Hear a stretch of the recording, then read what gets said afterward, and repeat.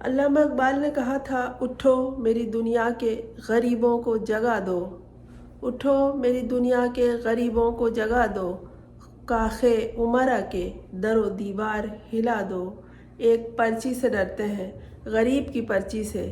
یہ پرچی جو غریب کی طرح بے حیثیت سمجھ رہے ہیں وہ لوگ، لیکن یہ نہ بے حیثیت ہے نہ بے قیمت ہے، اس لیے کہ یہ پرچی ووٹ کی پرچی ہے۔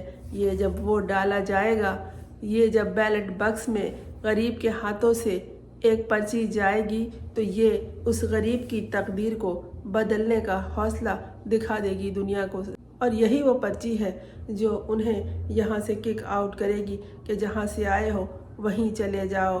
اور بس اسی پرچی کے ڈر سے تو یہ اب کہتے ہیں کہ الیکشن کو ملتوی کرا دو، کوئی بہانہ بناؤ، کوئی سانحہ سامنے لاؤ اور کچھ ایسا کرو کہ یہ الیکشن آگے ہو جائے۔ لیکن اسی الیکشن کے انتظار میں تو عوام بیٹھی ہے، انتظار کر رہی ہے کہ کب ان کی تقدیر بدلتی ہے۔ وہ ان کی آواز سننا چاہتے ہیں جو سلاخوں کے پیچھے بند ہے۔ اب وہاں سے جو اس نے لکھ کے ایک مضمون بھیجا ہے تو یہ سب تل ملا گئے ہیں، تپتے توے پر ننگے پاؤں اچھلنے کودنے لگے ہیں کہ جیل میں رہ کے اس نے لکھا کیسے، اس کے پاس کاغذ کہاں سے آیا، قلم کس نے لا کے دیا۔ ارے بیوقوفو، پاگلو، کبھی کچھ پڑھا ہو تو یاد ہو کہ جیل میں کیسی کیسی کہانیاں، کیسی کیسی داستانیں اور کیسی کیسی تاریخی کتابیں لکھی ہیں لکھنے والوں نے۔ کبھی جا کے کسی لائبریری کا جائزہ ہی لے لو، اب تو ایک کلک کی دوری پر ساری کتابیں ہیں، انٹرنیٹ پہ ہی دیکھ لو کہ جیل میں کیا کچھ لکھا گیا ہے۔ خان نے تو چند صفحے کا ایک مضمون ہی لکھا ہے، اور اپنے جیسا اس طرح کا جاہل سمجھ رکھا ہے کہ کہتے ہیں کہ یہ تو گھوسٹ رائٹنگ ہے، کسی گھوسٹ رائٹر نے لکھا ہوگا، کسی اور نے لکھ کے دیا ہوگا۔ کہاں، جیل پہ تو پابندی ہے۔ اڈیالہ جیل میں ہلچل مچی ہوئی ہے، تلاشی لی جا رہی ہے، سونگھا جا رہا ہے، دیکھا جا رہا ہے، کھنگالا جا رہا ہے کہ کاغذ کس نے لا کے دیا، بیٹھ کے کس وقت لکھا اس نے، اس کا تو ٹائم ٹیبل بنا ہوا ہے، اس وقت کھاتا ہے، اس وقت باتھ روم جاتا ہے، اس وقت پڑھتا ہے، اس وقت ایکسرسائز کرتا ہے، اس وقت ملاقاتیں کرتا ہے، تو یہ اس نے لکھا کب؟ سوچ پہ پابندی ہوتی ہے کیا؟ سوچ پہ پابندی نہیں ہوتی۔ ہم مہینوں سوچتے رہتے ہیں اور پھر ایک پل میں لکھ لیتے ہیں، اس لیے کہ جو ذہن میں خیال چل رہا ہوتا ہے اسے لکھنے میں، صفحہ کرتاس پہ بکھیرنے میں زیادہ ٹائم نہیں لگتا، اس لیے کہ سب کچھ ذہن میں تیار ہوتا ہے۔ پلاٹ تو پہلے سے تیار ہوتا ہے اور مکان چٹکیوں میں تیار ہو جاتا ہے۔ جو سوچتے ہیں، جو کرنا چاہتے ہیں، جو سمجھتے ہیں، پھر ان کے لیے جب سارے دروازے بند ہو جائیں تو بہت سے دروازے کھل جاتے ہیں۔ برطانوی جریدے دی اکنامسٹ نے خان سے کہا کہ اپنا موقف بیان کرو، تو وہاں اس کا موقف تحریری شکل میں پہنچ گیا۔ 4 لاکھ سے زیادہ لوگ اب تک دیکھ چکے ہیں اور مزید دیکھنے کے لیے اسے سرچ کر رہے ہیں۔ دی اکنامسٹ اپنی ویب سائٹ پر اسے تیسری دفعہ ہائی لائٹ کر چکا ہے۔ ادھر وزیر اطلاعات فرماتے ہیں، بلکہ تل ملاتے ہیں کہ ہم سوال کریں گے، ہم معلومات کریں گے، ہمیں جواب دیا جائے کہ یہ کیسے آیا۔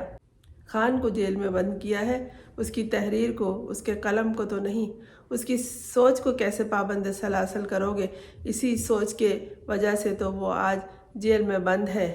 تم تو وہ لوگ ہو جو خان کو سلاخوں کے پیچھے بھیج کر اب سوچتے ہو کہ یہ جو غریب لوگ ہیں، یہ جو غریب عوام ہے پاکستان کی، یہ غریب عوام اپنے آپ کو امیر نہ سمجھنا شروع کر دے اور پرچی کا استعمال نہ شروع کر دے، یہ ووٹ ڈالنے نہ آ جائیں، کیونکہ وہ جب ووٹ ڈالیں گے تو ایک طرح سے ہمارے منہ پہ تھوک دیں گے۔ تو بہتر یہی ہے کہ اس کام کو کیا ہی نہ جائے اور الیکشن کو آگے کی طرف بڑھا دیا جائے، یا پھر کوئی سلیکشن کر لیا جائے یا ڈیلنگ کر لی جائے، کیونکہ پرانے ڈیلر ہیں، سلیکشن سے کام لیتے ہیں یا پھر ڈیل کرتے ہیں، لیکن عوام کو کچھ منظور نہیں ہے۔